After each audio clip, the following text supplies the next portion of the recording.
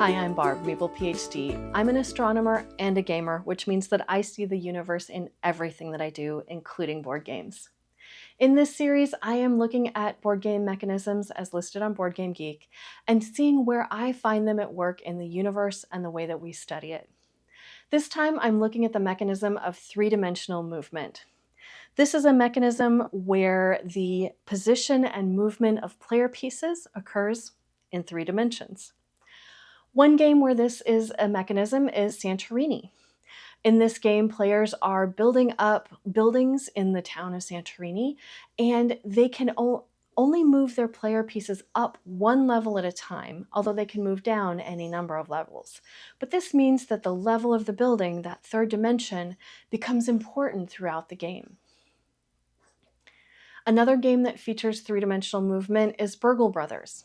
In this game, players are trying to pull off a heist together, and they are doing it in a 3-level building. And there are times during the game where the position of each room on their current floor might depend on what's above and below them directly. And so again, that third dimension here is a player in the game itself.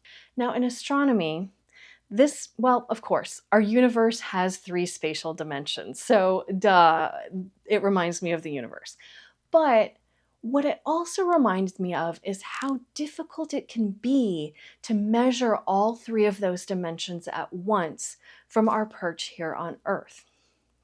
So I'm going to focus a bit on how we measure the distance to objects, but there are other challenges like measuring motions of objects across the sky or towards and away from us. But I'm going to think right now just about distances to objects. Now, we can't just pull out a tape measure and figure out how far the nearest planets are or nearest star. We have to use other methods. And what we've developed over centuries is this cosmic ladder, is what we call it these days. And this is where, we figure out the distances to something relatively close using one method. And then we use those distances and other information to figure out things that are more and more distant. One of the first rungs on the ladder is called parallax. This is measuring distances to things that are relatively close, astronomically speaking, using something called parallax, which is something you can see yourself. If you hold your finger out at your arm's length and close one eye and then the other, and notice how your finger appears to jump from one side to another compared to something even more distant. That's parallax. And it depends on the distance between the two sides, and here, your 2 eyes. In astronomy, we can use the Earth's orbit as our 2 eyes and measure where something is relative to the background on one side of the orbit, and then where it is relative to the background on the other side of the orbit.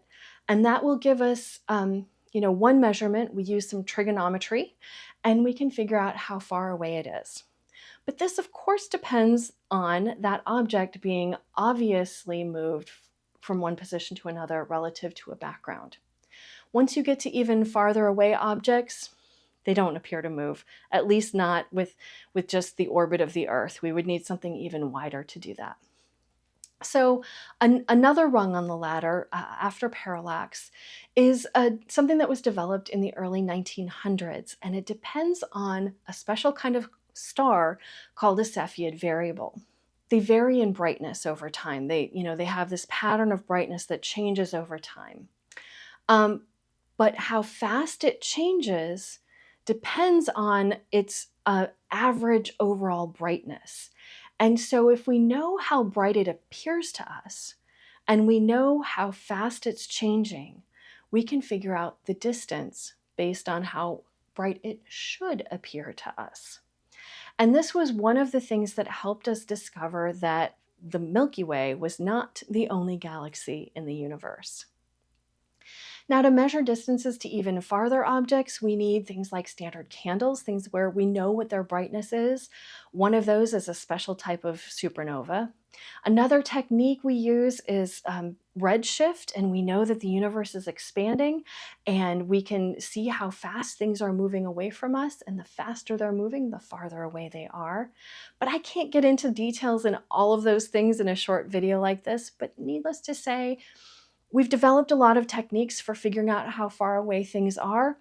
It's still very difficult. So, the next time you are playing a game that has three-dimensional movement, take just a minute and appreciate how hard it might be to take that board game into the third dimension of space. Thanks for joining me. If you have any questions about the science that I talked about here or the board games, leave them in the comments below and I will do my best to answer them.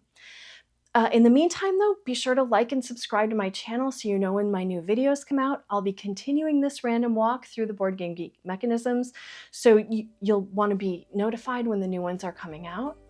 Otherwise, you can follow me on Instagram and Twitter, X, and I have a blog at meeplephd.com. We'll see you next time.